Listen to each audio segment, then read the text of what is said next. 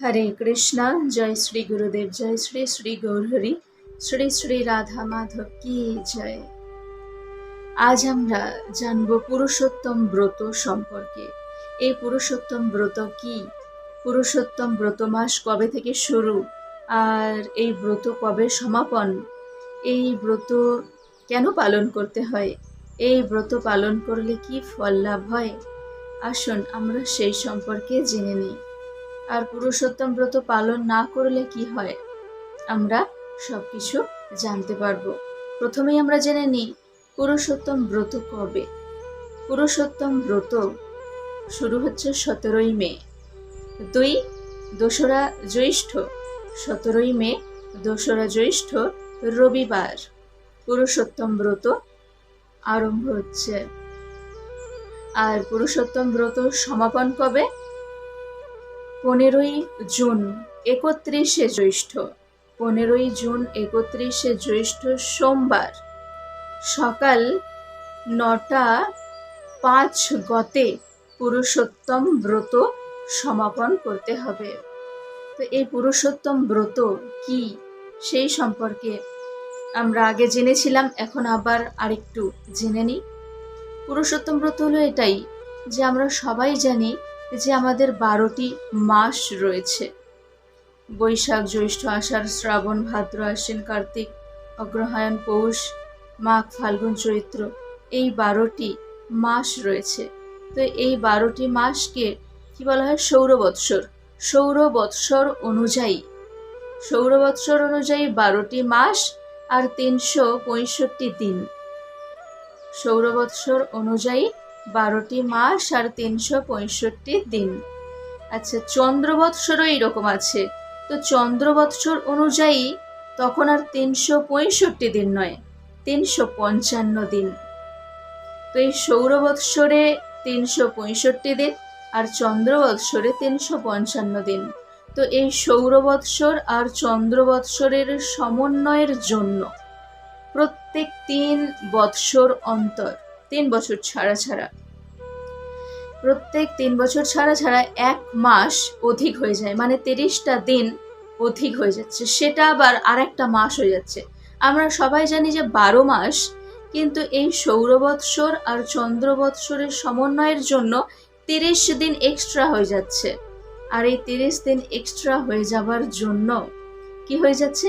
1 মাস অধিক হয়ে যাচ্ছে। আর যে মাসটাই অধিক হয়ে যাচ্ছে, এই মাসকে বলা হয় অধিক মাস। যেহেতু অধিক হয়ে যাচ্ছে তাই বলা হয় অধিক মাস বা মল মাস। এবার আমরা কিভাবে বুঝবো যে কোন মাসটা পুরুষোত্তম মাস হচ্ছে, সেটা বোঝার উপায় কি সে সম্পর্কে বলা হয়েছে যে মাসে 3টি প্রতিপদ থাকবে আর 2টি অমাবস্যা থাকবে, যে মাসে 3টি প্রতিপদ আর 2টি অমাবস্যা হয়ে যায়, সেই মাসকেই বলা হয় মল মাস বা অধিক মাস। আর এই মাসে, সব মাসে পূজা পার্বণ সব কিছু হয়, কিন্তু এই মল মাসে বা অধিক মাসে কোনো রকম কোনো পূজা পার্বণ নেই, কোনো রকম আনন্দের উৎসব নেই। কারণ স্মার্ত পণ্ডিতগণ, ব্রাহ্মণগণ বলে থাকেন কি যে এটা যেহেতু অধিক হয়ে যাচ্ছে, এক্সট্রা হয়ে যাচ্ছে, তো সেই জন্য এই মাসে কোনো পুজো পার্বণ করার প্রয়োজন নেই, এটাকে মল মাস বলা হয়েছে। তো সেই জন্য এই অধিক মাসের, মল মাসের ভীষণ দুঃখ যে সে কি অন্যান্য সব মাসে কত রকম পুজো আছে, ভগবানের ভজন কীর্তন আছে, অন্যান্য মাসে কত উৎসব রয়েছে, কিন্তু আমার মাসে একাদশী আছে, ঠিকই 2টো একাদশী আছে, কিন্তু কোনো রকম পূজা পার্বণ থাকবে না। খুব দুঃখী হয়ে ভগবান শ্রীহরি বিষ্ণুর উপাসনা করতে লাগলেন। শ্রীহরি বিষ্ণু সন্তুষ্ট হয়ে তিনি গোলক ধামে ভগবান শ্রীকৃষ্ণের কাছে নিয়ে গেলেন এই অধিক মাস বা মল মাসকে।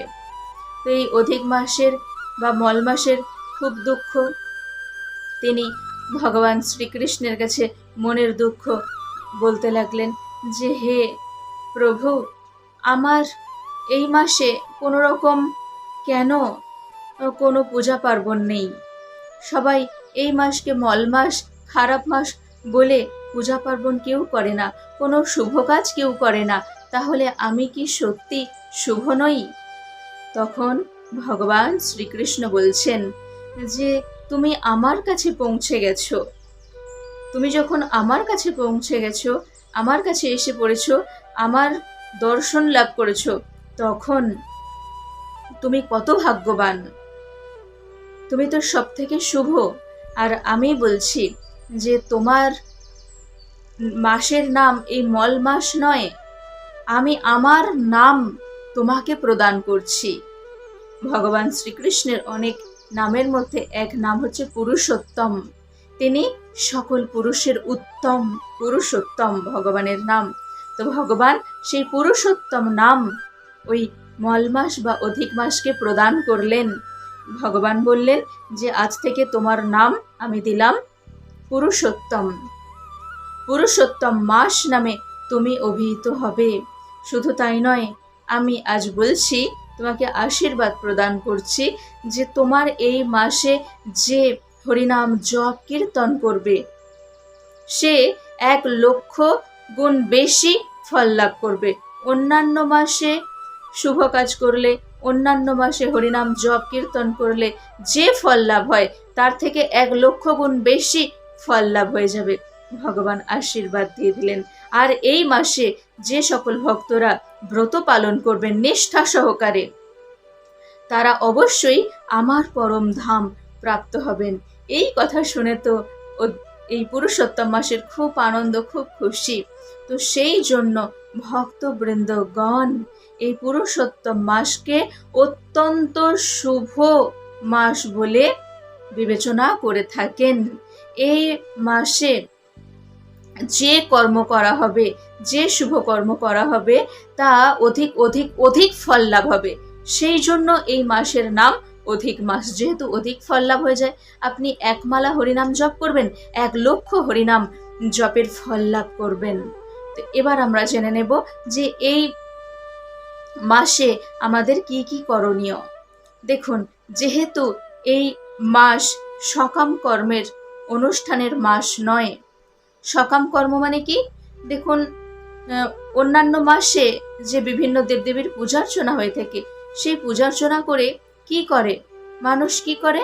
প্রার্থনা করে যে আমার জাগতিক এটা লাভ হোক, ওটা লাভ হোক। সবসময় রূপং দেহি, জয়ং দেহি, এইরকম সব কিছু চায়। পুত্রং দেহি, পুত্রিং দেহি, সব কিছু চেয়ে থাকে যে আমার এটা চাই, ওটা চাই, ধন সম্পত্তি চাই, ধনং দেহি, মানং দেহি, বিভিন্ন রকম জাগতিক চাওয়া পাওয়া করে থাকে। কিন্তু যেহেতু এই পুরুষোত্তম মাসে মানে অধিক মাসে এই সকাম কর্মের অনুষ্ঠান বন্ধ থাকে, সেই জন্য সব থেকে বড় সুযোগ যে পরমার্থ তত্ত্ব বিষয়ে জানা, পরমার্থ তত্ত্ব বিষয়ে অবগত হওয়া, ভগবান শ্রীকৃষ্ণের উপাসনা বেশি করে করা। এই পুরুষোত্তম মাস মানে 17ই মে, 2রা জ্যৈষ্ঠ রবিবার থেকে শুরু হচ্ছে। এই দিন কি কি করণীয় আসুন আমরা জেনে নিই। মানে এই 1 মাস ব্যাপী আমাদের কি কি করণীয়। প্রথমেই বলা হয়েছে যে এই পুরুষোত্তম ব্রত পালন করতে গেলে আমাদের যেটা করণীয় সেটা হচ্ছে ব্রাহ্মমূর্তে শয্যা ত্যাগ করতে হবে। ব্রাহ্মমূর্তের শয্যা ত্যাগ করে শুচি শুদ্ধ হয়ে ভগবানের উপাসনায় মনোনিবেশ করতে হবে। বেশি করে হরিনাম জপ কীর্তন করবেন। যত আমাদের বৈষ্ণবীয় আচার রীতিনীতি আছে সেগুলো ঠিকঠাকভাবে মেনে চলবেন। কেউ যদি বলে থাকে যে পূজা পাঠ নিষিদ্ধ, এই সব কথায় কান দেওয়ার প্রয়োজন নেই। ভগবান শ্রীকৃষ্ণের উপাসনা পূজা পাঠ বেশি করে করবেন। আর কোনো রকম এই মাসে পুরুষোত্তম ব্রত মাস চলাকালীন কোনো নেশা ভান যেন না হয়। কোনো রকম পাশা খেলা, জুয়া খেলা, অবৈধ কোনো সম্পর্ক, এই সব কর্ম তো যে কোনো সময়ে সবসময় নিষিদ্ধ, কিন্তু এই পুরুষোত্তম ব্রত মাস চলাকালীন সবাইকে সতর্ক করে দেওয়া প্রয়োজন যে কোনো নেশা, আমিষ আহার, পাশা খেলা, জুয়া খেলা, এই সমস্ত কোনো রকম শাস্ত্র বিরুদ্ধ যে কাজ, সেই কাজ কখনোই করবেন না। আর সন্ধ্যার আগে যেখানেই থাকুন না কেন চেষ্টা করবেন সন্ধ্যার সময় ভগবানের উদ্দেশ্যে, ভগবান শ্রী হরির উদ্দেশ্যে দীপ প্রজ্বলিত করা, ঘৃত প্রদীপ প্রজ্বলিত করা। ঘৃত প্রদীপ প্রজ্বলিত করলে ভগবানের উদ্দেশ্যে এই সময় ভগবান অতি প্রসন্ন হন, ভগবান খুশি হন। দেখুন, পুরুষোত্তম তো ভগবান শ্রীকৃষ্ণ, পুরুষ হলেন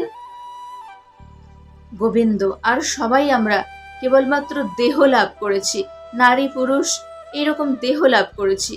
একমাত্র পুরুষ উত্তম, পুরুষোত্তম হলেন পরমেশ্বর ভগবান শ্রীকৃষ্ণ, মানে সবার থেকে উত্তম, সবার থেকে শ্রেষ্ঠ যিনি, তিনি পুরুষোত্তম। এই সময় ব্রত পালন করে অপরের গৃহে কখনো রাত কাটাতে নাই, অপরের পরশয্যায় কখনো নিদ্রিত হতে নাই, পরগৃহে গমন করে রাত কাটাতে নাই, কখনো অপরের খাদ্য গ্রহণ করতে নাই, অপরের গৃহে ভোজন করতে নাই। তবে হ্যাঁ, যদি কোনো ভক্ত গৃহ হয়, যদি কোনো মঠ মন্দির হয়, তাহলে সেখানে অবশ্যই ভগবানের প্রসাদ গ্রহণ করবেন, সেখানে আপনি রাত্রি যাপন করতে পারেন। এই রকমভাবে বলা হয়েছে। আর আমাদের আর যেটা সব থেকে জেনে নেওয়া প্রয়োজন, যে এই সময় ভগবানকে ভোগ নিবেদন করে প্রসাদ গ্রহণ করবেন। আমিষ আহার তো বর্জন, একেবারে ভগবানকে ভোগ নিবেদন করে প্রসাদ গ্রহণ করবেন। তাতে কি হবে, ভগবান অতি প্রসন্ন হবেন। গীতায় কর্মযোগের 13 নম্বর শ্লোকে ভগবান বলছেন, যজনাশিষ্টস্যিন সন্তমুচ্যন্তে সর্বকিল বিষয় ভুঞ্জতে তেত্বা ভঙ্গ পাপা ইয়ে পচন্তি আত্মকারণাৎ। অর্থাৎ যজ্ঞের ফলে সমস্ত অন্নের সৃষ্টি হয়েছে। কেউ যদি ভগবানকে নিবেদন করে প্রসাদ, মহাপ্রসাদ গ্রহণ করে, তাহলে সে কি হয়, ভুঞ্জতে তেত্বা ভঙ্গ পাপা ইয়ে পচন্তি আত্মকারণাৎ। কারণ যারা নিজেদের জন্য নিজেদের দেহের পুষ্টির জন্য রন্ধন করে, তারা তো আসলে পাপই ভক্ষণ করে, তাদেরকে পাপ জড়িয়ে ধরে, তাদের কাছে পাপ এসে উপস্থিত হয়। আর যদি আমরা যার জিনিস তাকে নিবেদন করি, যদি আমরা প্রসাদ গ্রহণ করি, তাহলে পাপ তাকে স্পর্শ করবে না, পাপ দূরে সরে যাবে।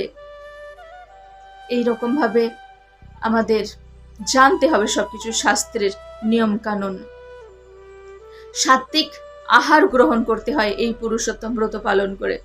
এই সাত্বিক আহার গ্রহণ করলে কি হয়, বলা হয়েছে 17 অধ্যায়ে, গীতার 17 অধ্যায়ের 8ম শ্লোকে বলা হয়েছে, আয়ু সত্য বলারোগ্য সুখ প্রীতি বিবর্ধনা রস্যা স্নিগ্ধা স্থিরা হৃদয়া আহারা সাত্বিক প্রিয়া। অর্থাৎ কেউ যদি সাত্বিক আহার গ্রহণ করে থাকেন, ভগবানের প্রসাদ গ্রহণ করে থাকেন, তাহলে আয়ু বৃদ্ধি হয়, বল বৃদ্ধি হয়, সত্ত্বগুণের বৃদ্ধি হয়, রোগ ব্যাধি সব দূরে চলে যায়। সবসময় চেষ্টা করতে হবে আমাদের মহাপ্রসাদ গ্রহণ করতে। আর এই সময় ভগবানের লীলা কাহিনী শ্রবণ করতে হয়, ভগবানের লীলা কাহিনী শ্রবণ করবেন।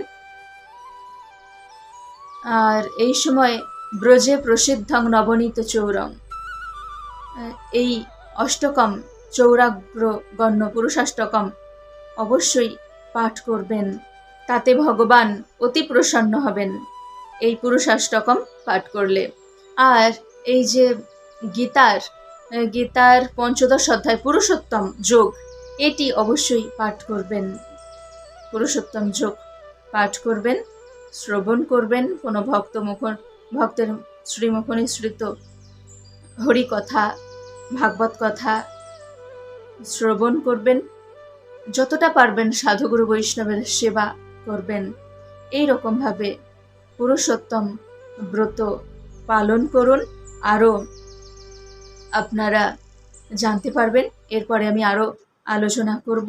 সবাই পুরুষোত্তম ব্রত নিষ্ঠা সহকারে পালন করার চেষ্টা করুন। বলুন হরে কৃষ্ণ কৃষ্ণ কৃষ্ণ হরে হরে, হরে রাম রাম রাম হরে হরে।